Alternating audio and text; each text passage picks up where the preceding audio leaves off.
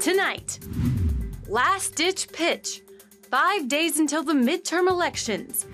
The president heads to New Mexico and California to press the case for Democrats, insisting democracy is at stake. Vote is not a partisan tool to be counted when it helps your candidates and tossed aside when it doesn't. Even as former President Trump rallies for Republicans.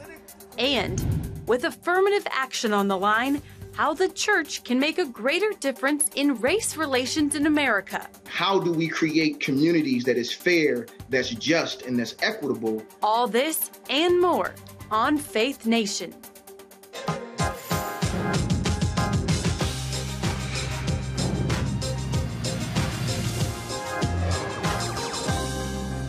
Republicans and Democrats hit the trail hard in an all-out full sprint to the midterms. Good evening from our Washington studio. I'm John Jessup. Welcome to Faith Nation. I'm Abigail Robertson. Power in the House and Senate hangs in the balance across the country.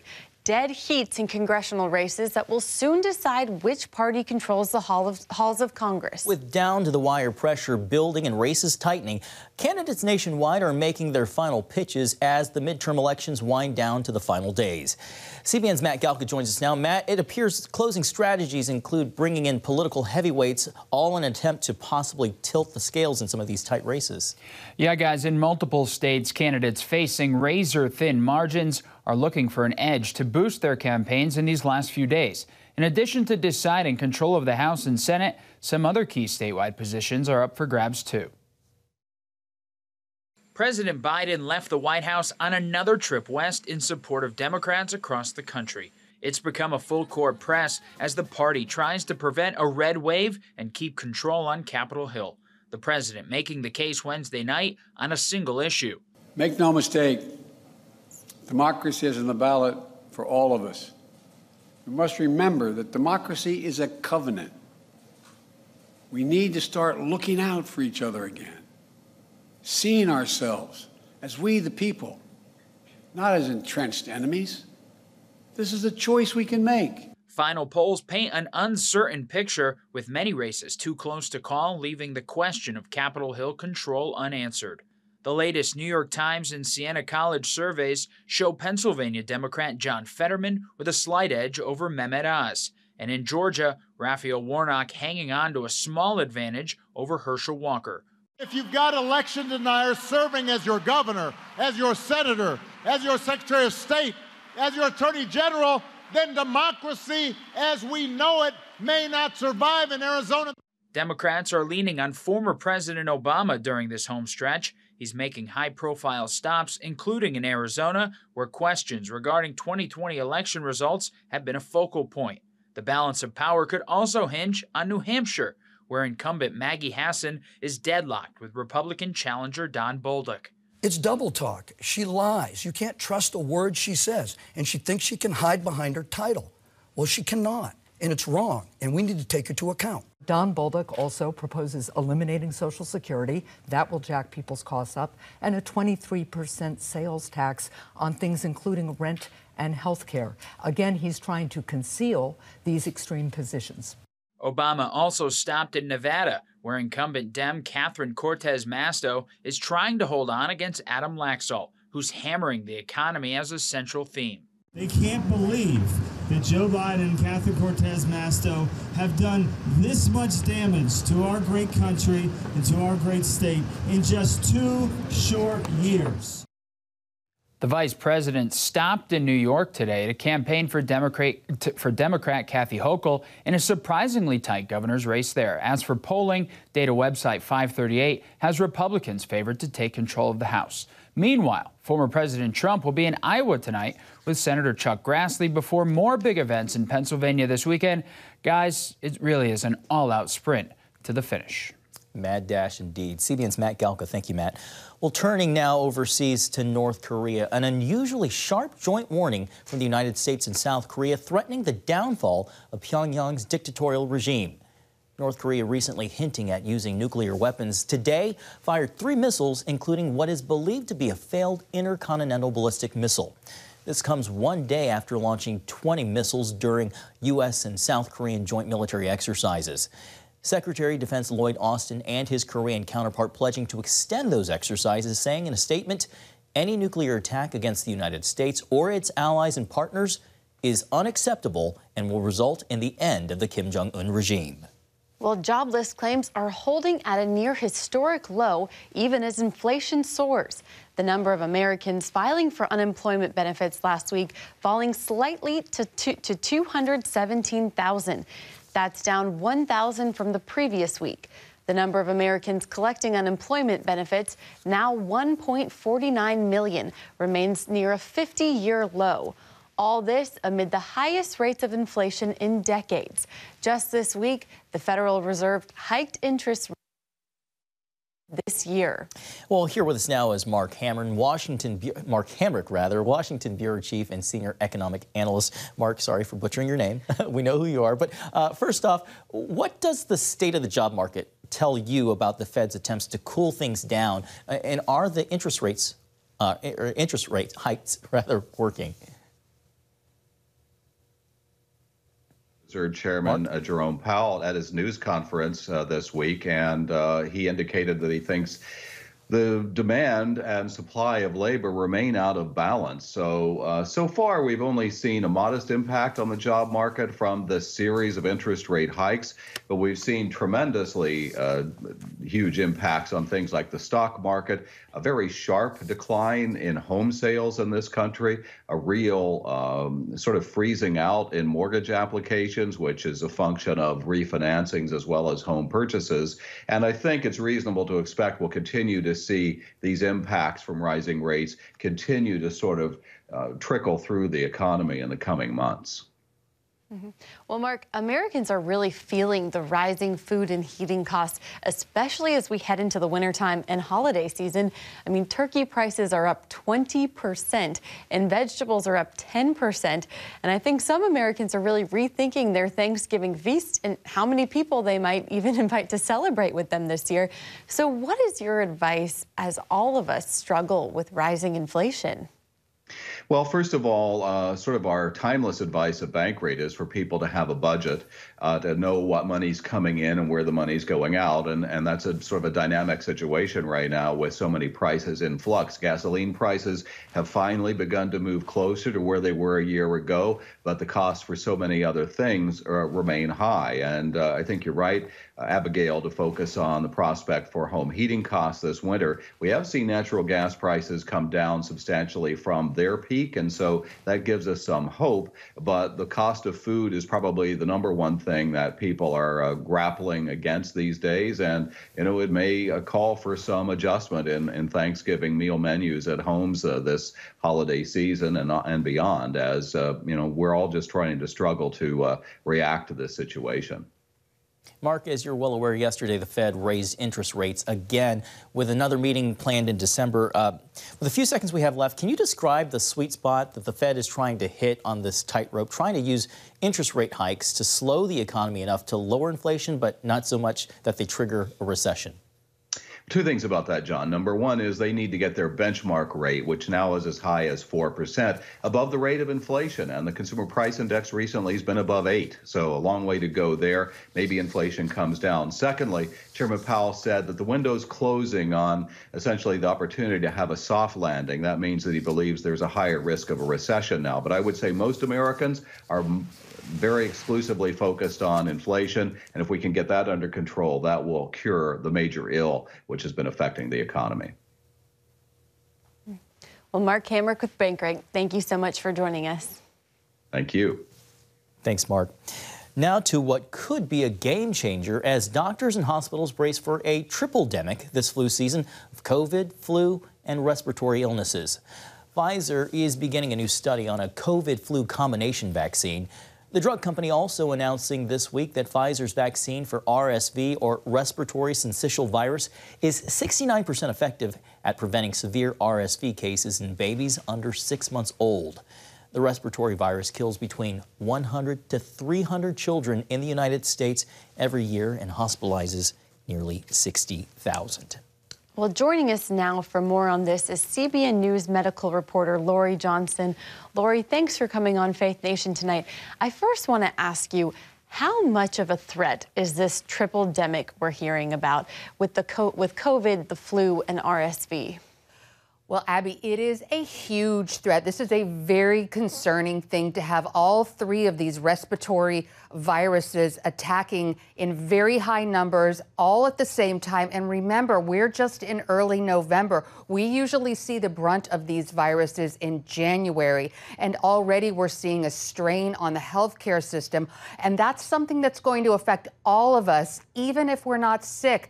Because when we have doctors' offices that are just crammed full of people who have flu, RSV, and COVID, a lot of times that means waiting for hours or even not being able to be seen by the doctor at all, being put off until the next day or rescheduled completely. For example, I have my usual yearly physical with my doctor in December, and I'm wondering if she's going to call me and say, look, I've got too many patients in my waiting room. I can't see you. You know, we're going to have to do this in the spring. And even more concerning is what can happen at the hospitals. If you go to the emergency room and there are all these viruses, all these people with viruses, you might have to wait for hours or not be able to be seen at all if you are. And if you need to be admitted, there might not be hospital beds. You might need to be transferred to another hospital. Or sometimes if you have elective surgery, hospitals might cancel elective surgeries to make room to free up beds for people who have these viruses. And when I'm talking about elective surgery, I'm talking about things like hip replacement. That's very painful if you have to wait longer to get your hip replacement surgery, even cancer surgeries in some cases. So this is a very real threat at overwhelming our healthcare system. Maybe not to the extent that we saw during the pandemic, but it is reminiscent of what we saw during the COVID pandemic with people having to put off some of these elective surgeries. Lori, we just talked about this COVID-flu combination vaccine. What more can you tell us about it, and how soon could we potentially see it on the market? Well, Pfizer is just now beginning to test it in humans. As a matter of fact, the very first human guinea pig got the shot in the arm this week. So it's going to be a while until all of these trials are finished. And by the way, not only Pfizer, but also Moderna and Novavax, they're also working on a combination flu and COVID vaccine. And what they're doing is they're both the mRNA version. So the mRNA version of the flu vaccine and mRNA version of the COVID vaccine. And so that might be available as early as next year if things go well.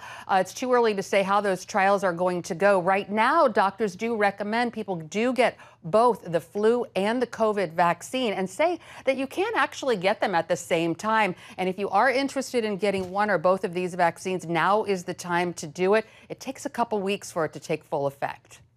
Yeah. Well, Lori, we're going to have to leave it there tonight, but thank you so much for your insight and for joining us on Faith Nation. Thanks for having me. Wildly addicting fun or a tool for harvesting data? The push to ban TikTok coming up. Welcome back. Well, TikTok is one of the most popular social media apps, particularly among young people, with more than 200 million downloads in the U.S. alone. But the free app comes at a potentially high cost, being under the microscope of the Chinese Communist government. FCC Commissioner Brendan Carr is calling for a nationwide ban. He says that the only way to ensure data does not get into the hands of the Chinese parent company, ByteDance. A major concern is with the app's growing information infrastructure. The agency is working to determine whether it can be divested by ByteDance and continue operating in the U.S. under an American-owned company. TikTok denies claims it gathers user data. However, recent reports from BuzzFeed and Forbes claim the company has used the app to monitor user locations and personal information. And here with us now is Gordon Lawson, CEO of the cybersecurity company Conceal. He is also a U.S. Navy veteran. Gordon, it's always great to have you. You know, before the show, you and I and Abby were talking about this U.S. Army soldier who has a large following, millions of people following her on TikTok. You mentioned that that's probably not the best way to recruit for the military. So can you talk about how real the threat is on TikTok? Absolutely, John and Abigail. Pleasure to be with you. And as you mentioned, this Army soldier has 3 million followers. What I've been seeing and reading is that she's one of the most active recruiting mechanisms for the Army to draw people. Unfortunately, our Army has a 15,000 shortfall right now, is well below recruiting goals. And if our young people are using that as a means to see what the Army is all about, and the Chinese Communist Party is absolutely collecting data, I just feel like we have an extreme vulnerability there. Interesting. And the FCC right now doesn't have the authority to regulate TikTok directly. What are the chances Congress steps in to ban the platform? Well, I think there's actually bipartisan support here, and there is actually an executive branch mechanism through CFIUS in the Department of Commerce. So if TikTok doesn't adequately show that they can divest from ByteDance, I expect that CFIUS will step in, and I think what Commissioner Carr and the pressure that he's put on, we'll also have Senator Warner from Virginia applying pressure on this as well. I believe that there will be a mechanism here where they're either going to have to show an extreme detanglement from the current mechanisms and current parent company, or there will be a ban eventually. And especially with all of the heightened tensions with China, this is a great time for the U.S. Establishment to be flexing its muscle into making sure this happens. So maybe a political solution there. The FCC commissioner did send a letter to Apple and Google, these businesses, asking the companies to remove the apps from their app stores due to concerns over China. Has there been any movement on that? Right. I don't believe so. And the problem is, and Abigail, as you mentioned, 2 million downloads in the U.S. or 200 million downloads in the U.S. Over 2 billion downloads globally. 41% of users are between age 16 and 24. So those media companies are not going to take TikTok out of their app store. That would be a loss of revenue for them. And so I think what this has to be is something that's driven certainly by parents to make sure that this sort of addictive content and diversive content that's being promoted on TikTok is monitored. And we just have to be very, very careful and aware of the threat that it presents. Well, Gordon Lawson, thank you, was CEO of Conceal. Thank you so much for joining us tonight. Thanks, Gordon. Thank you for the time. Pleasure to be with you. The Supreme Court considering challenges to affirmative action in college admissions. When we come back, the justices' questions that potentially signal a major shift in decades-long policy.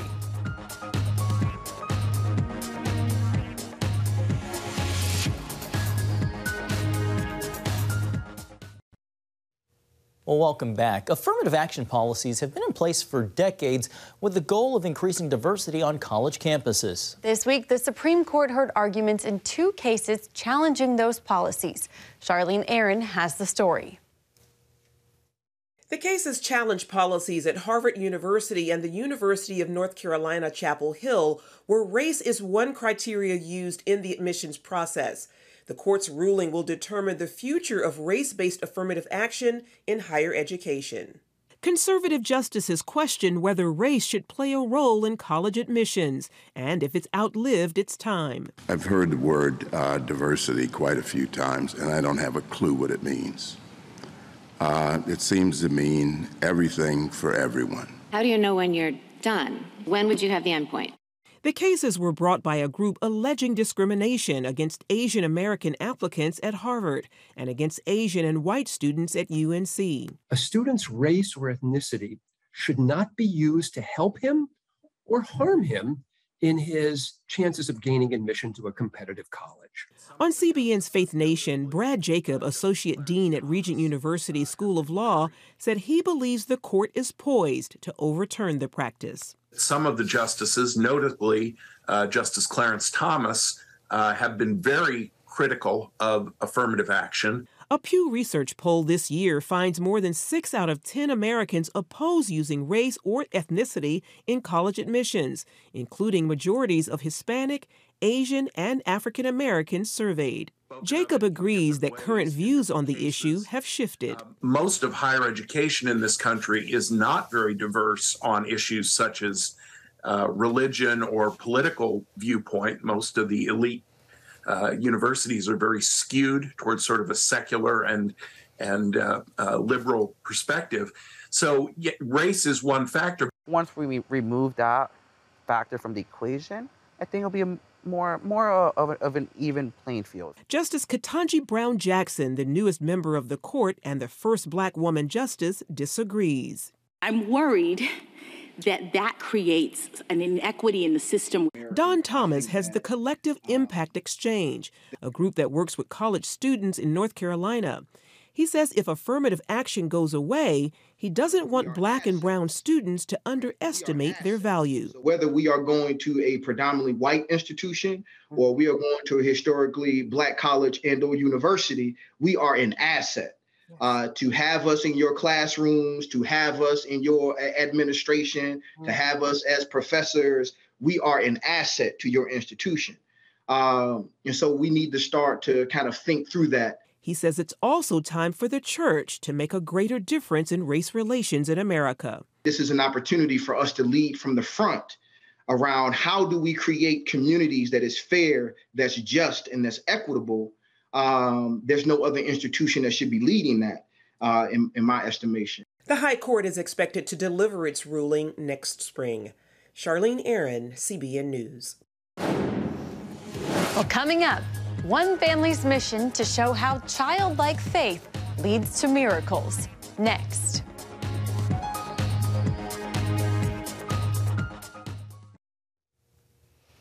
Well, finally tonight, out of the mouths of toddlers comes words of wisdom. And there's a whole Instagram account dedicated to just that. Tamlin Valor started the account called God's Miracle Babies with her husband after years of struggling with infertility. Tamlin had hoped for a miracle and eventually got pregnant, giving birth to 4 healthy babies. Now featured on the family's Instagram, the kids routinely share encouragement from the Word of God. But God, He is so powerful. Like sometimes when you're worshiping, He holds you, for He covered you, and sometimes you just kneel down and you stop standing up. Amen. The Valor family started the Instagram account to celebrate life, encouraging their followers to stand on God's promises. Some cute kids, and really reminds me of the passage of training your children up in the right way. That is just precious video. I love that. They're doing such a great job. Beautiful children and a beautiful story. Well, that's going to do it for tonight's Faith Nation. Thanks so much for watching. We'll hope to see you right back here tomorrow.